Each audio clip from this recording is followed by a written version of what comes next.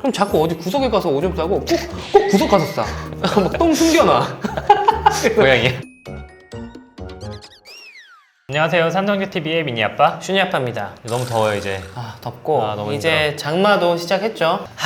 이제 본격적인 여름입니다. 네, 1년 중에 제일 힘든 것 같아요 이때가. 저는 더위를 진짜 많이 타가지고 여름 되면 체력이 한 70%는 깎여요. 30%밖에 안 남았어. 그리고 이 습도 올라가면 불쾌지수도 올라가니까. 맞아요. 근데 많은 분들이 많이 힘들고 애들도 힘들잖아요. 그렇죠. 네. 애들이 힘들고 땀도 많이 나고 그런데 아이들이 또 쉽게 아픈 부분도 생깁니다. 아이들의 연약한 피부. 건조할 때 봄에만 또 안 좋은 게 아니고 너무 덥고 습해도 문제가 좀 생기는 것 같아요.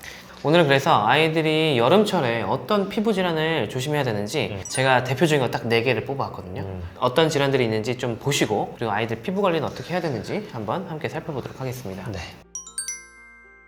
근데 일단은 여름 하면 제일 떠오르는 건 일단 땀띠. 이 땀띠 되게 유명하긴 한데 이 다른 질환이랑 또 많이 헷갈려 하시거든요. 그래서 이 땀띠가 어떤 질환인지 땀띠가 왜 생기는 건지를 우선 잘 아셔야 됩니다. 우리가 더울 때 이 피부에서 땀샘에서 땀이 몽글몽글 나오잖아요. 땀샘을 통해서 땀이 잘 나오면 그건 병이 별로 되지 않아요. 근데 어떤 이유에서든 예를 들면 너무 고온 다습한 환경이에요. 우리나라 여름처럼.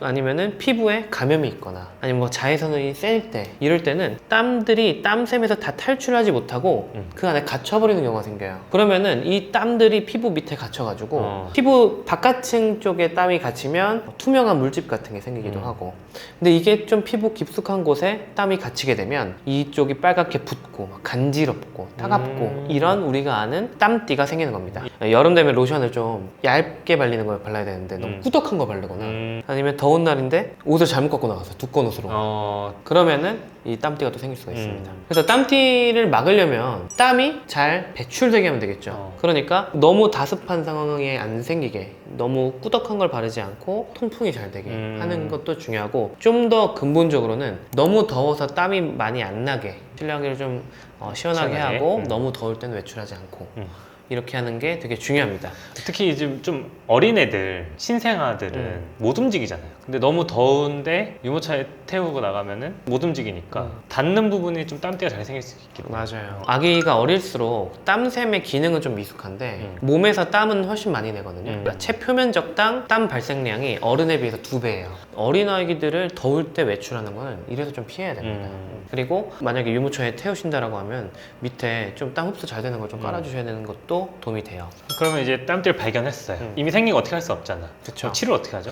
일단은 잘 씻고 잘 말려줘야 됩니다.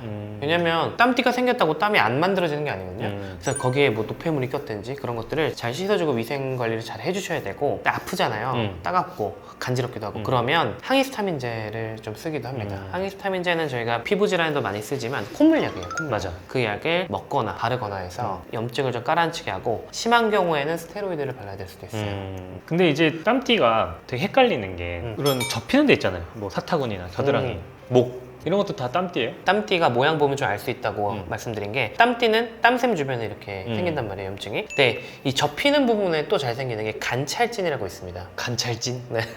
이름이 되게 낯선데 땀샘이랑 되게 많이 헷갈려가지고 이 이름을 잘 모르셔서 그냥 다 땀띠라고 얘기도 하는 거예요. 그러니까 간찰진이라는 거는 비만한 어른들이거나 아니면 통통한 아기들 그 친구들은 그 사이 접히는 살에도 이 여기에 빨갛게 올라오는 게 간찰진이에요. 이거 땀띠랑 달라요? 땀띠는 그냥 땀샘 안에 땀이 갇혀서 생기는 거잖아요. 근데 간찰진은 접힌다는 거는 피부가 서로 맞닿는 건데 이 부분에 습도가 차면 피부가 야들야들해지잖아요. 우리 사우나 갔다 오면은 야들야들해진 피부가 서로 막 마찰이 되는 거예요. 그래서 상처가 생겨서 염증이 생기는 게 간찰진이에요. 그럼 요거는 치료가 어떻게 돼요? 이게 살이 맞닿는 부분이니까 거기를 살이 안 만나게 억지로 할 수는 없잖아요. 우리가 뭐 일단은 땀 최대한 안 나게 시원하게 더울 때는 밖에 나가지 말고 습도가 너무 높다면 습도를 조금 낮춰서 조절을 해주시고 그리고 로션 제품 중에 이 보습은 해주면서 밖에 들어오는 습도나 마찰은 좀 막아주는 베리어 역할을 해주는 제품들이 있어요. 이런 제품들을 발라주시는 것도 도움이 됩니다. 그러겠네. 근데 이제 너무 심하다. 다 맞닿는 부분이 너무 아파. 그러면은 그때 땀띠랑 비슷하게 항히스타민제나 스테로이드 연고를 사용할 수 있습니다. 네. 그리고 또 이제 기저귀 발진 그쵸. 기생이죠. 저희가 이거는 예전에 기저귀 영상에서 한번 얘기한 적이 있는데 이 기저귀 발진이 또 땀띠랑은 다르는 거라면서요? 네, 땀띠랑 다르고 오히려 간찰진이랑 되게 비슷한 거예요. 일단은 요즘 되게 습하잖아요. 습하잖아요. 그러면은 기본적으로 기저귀 안쪽이 습해요. 음. 근데 거기다가 아이가 소변 대변을 보면 그 안에 습도는 더 올라가죠. 기저귀는 하필 딱 맞게 만들어져 있어요. 안 세면 안 되니까. 네, 세면 안 되니까. 어. 그러면 그것 자체로도 마찰이 되는데 앉거나 음. 눕거나 하면 계속 맞닿게 되죠. 기저귀랑 엉덩이가. 그 상태에서 좀 꼼지락꼼지락하면 마찰이 생기죠. 그러니까 습한 데에서 마찰이 생기는 거니까 간찰지랑 되게 비슷해요. 그럼 차이는 뭐예요? 차이는 맞닿으면서 피부 장벽이 손상되는 것까지는 비슷한데 기저귀 발진은 문제가 안에 소변 대변이 있다고 그랬잖아요. 그 안에 세균이 있어.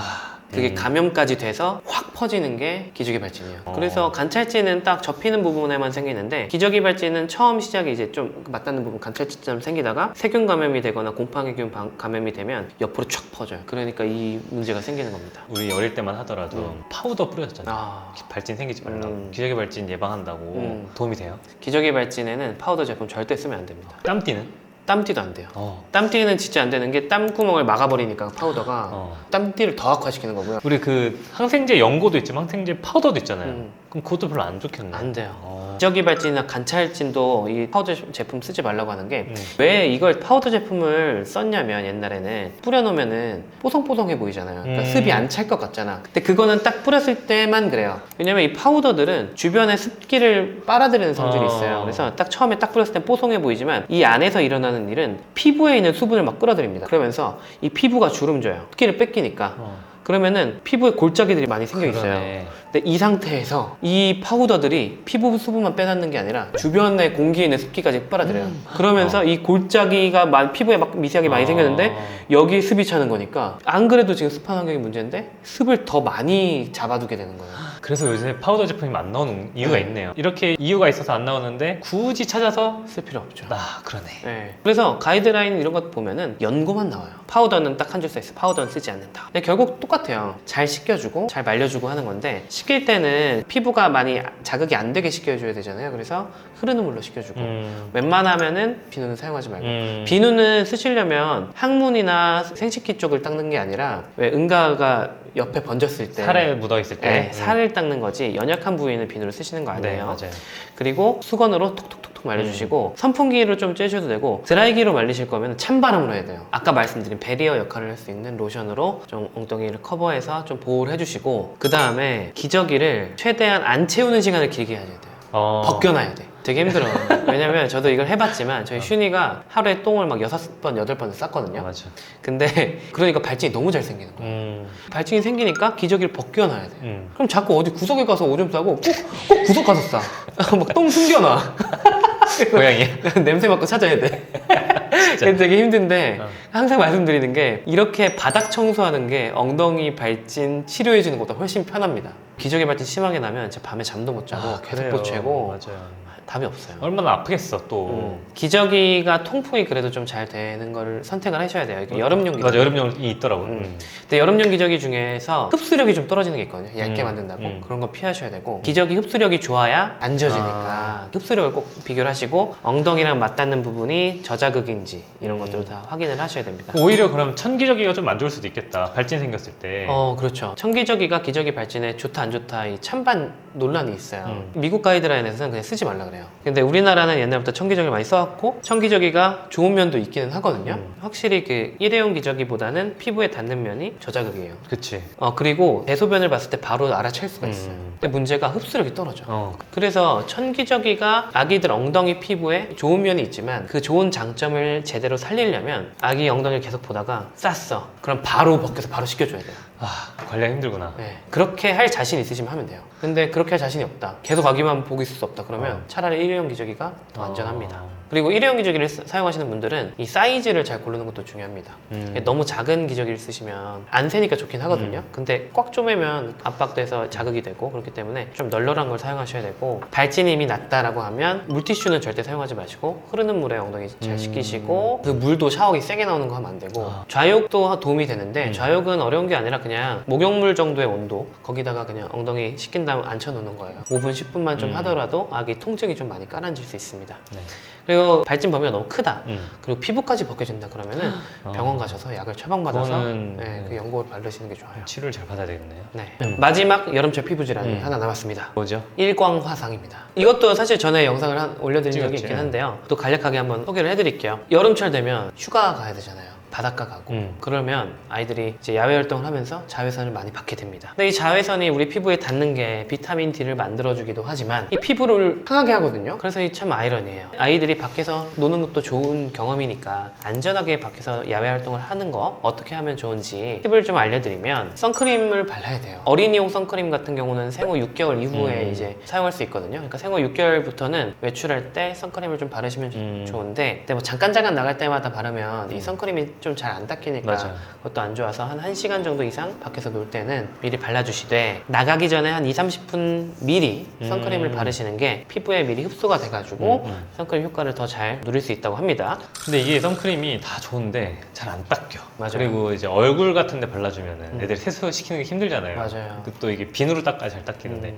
항상 전쟁인 것 같아요. 그래서 사실 선크림을 바르는 것도 중요하긴 한데 선크림의 효과도 되게 한계가 있잖아요. 그래서 더 중요한 거는 오전 10시부터 오후 2시, 3시까지 햇빛이 강한 데는 아예 안 나가고 나가야 된다면 모자 씌우고 아니면은 양산 쓰고 유모차에 햇빛 가리게 하고 통풍 잘 되는 긴팔 긴 바지 입고 그리고 자동차에도 햇빛 가리개 설치를 하는 게 좋은 것 같아요. 맞아요. 이게 같은 자세로 뭐 잠이 들거나 그러면 이제 계속 노출이 될 수 있으니까 차량의 햇빛 가리개 이것도 참 중요한 것 같습니다. 그러니까 만약에 일단 화상이 생겼다 어쩔 수 없이 바닷가에서 놀고 났더니 어깨랑 뭐 다 탔다라고 하면 가장 먼저 하셔야 되는 거는 냉찜질이에요.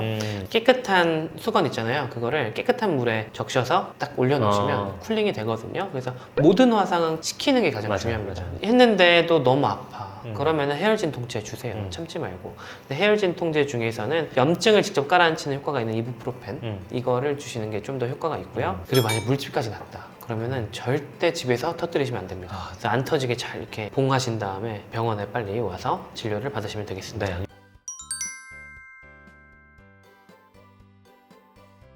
사실 이런 피부 질환에는 온도 자체보다는 습도를 잘 낮추는 게 중요할 것 맞아요. 같아요. 근데 이제 또 이걸 하려면 에어컨을 틀어야 되는데 에어컨을 틀다 보면 또 걱정되는 게 있죠? 냉방병. 네, 이 냉방병에 대해서는 저희가 다음 영상에서 더 자세하게 한번 파헤쳐 보도록 하겠습니다. 네, 건강한 여름 보내시길 바라겠습니다. 감사합니다. 감사합니다.